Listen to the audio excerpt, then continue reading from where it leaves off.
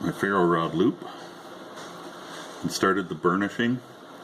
Burnishing this is exceptionally difficult because of the inner portion there is hard to do. And I use this tool to do it because I just stick it in, wiggle it around a little bit till it can create the friction and stuff that it needs to burnish it. And it works out pretty well. You know, I've done a couple of these before. Okay, more than a couple. But that usually takes care of the inside, and the outside we just kind of do our usual thing with our canvas. And so far, so good. I dyed the whole piece because it was just easier that way.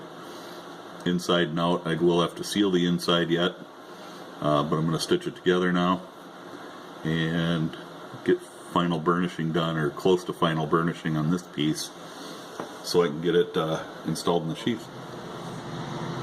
My ferro rod loop and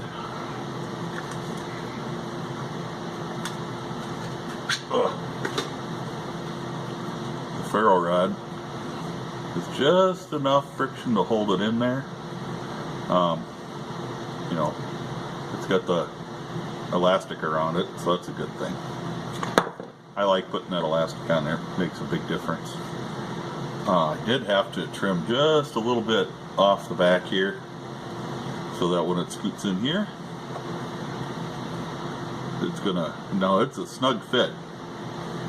I want it to be a snug fit. So you got to force that in there a little bit. But how it's going to go in is, once the sheath is glued up this way, then this is going to slide in and get tacked in place with glue. And then it's going to get stitched. So that's kind of the way that works. I did wet it down a little so that it would bend there.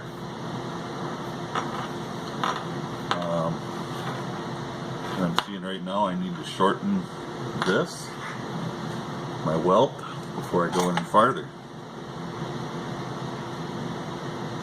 That was kind of intentionally left long anyway.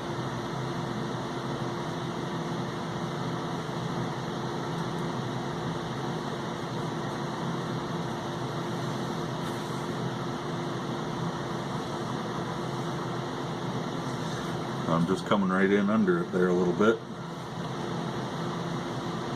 Then when I cut it off, it goes just like that. Oh yeah, that'll look good.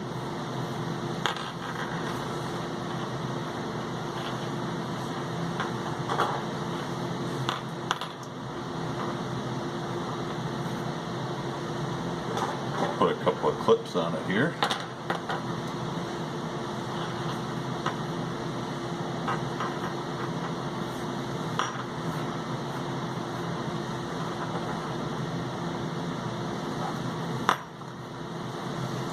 This is where we'll do kind of like our final look-see. Once I get to sanding on the welt here, I'll take a little bit off the top here, which is all going to fit real nice.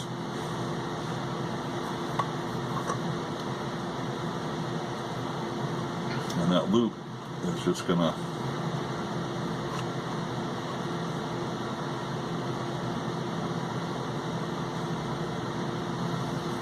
squeeze right in there. It's not at this point, but you kind of get the idea.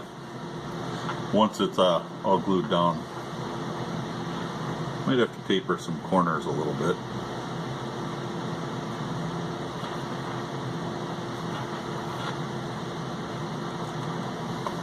There we go.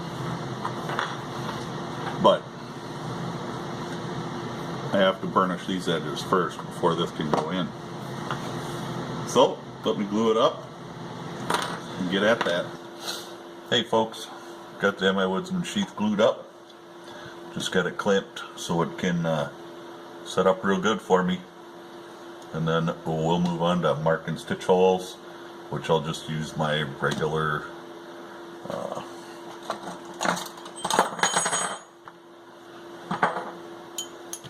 2 and 4 prong stitch markers. so that I can get those made up. And then we still have to make our belt loop, which I'll probably is going to be, oh my,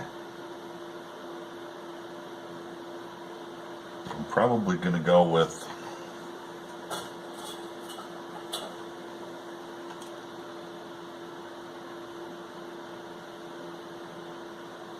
¾ of an inch, and I'll show you how we're going to do that when we get to there. So we'll be back soon enough. Alrighty. Put the toys away because this is an embarrassing video. This was the MI Woodsman sheath. Now,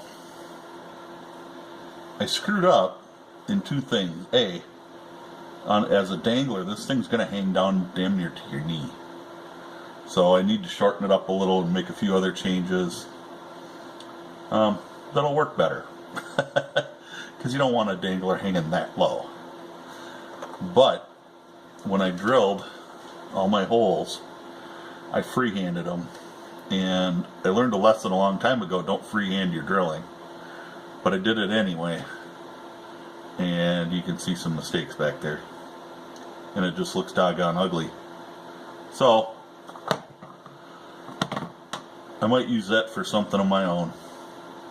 It is not going out to anybody. Just because of that. Everything else was coming along really nice on it. But, I mean, it got really close to the edge here. This hole, I don't know what the heck the deal is with this hole.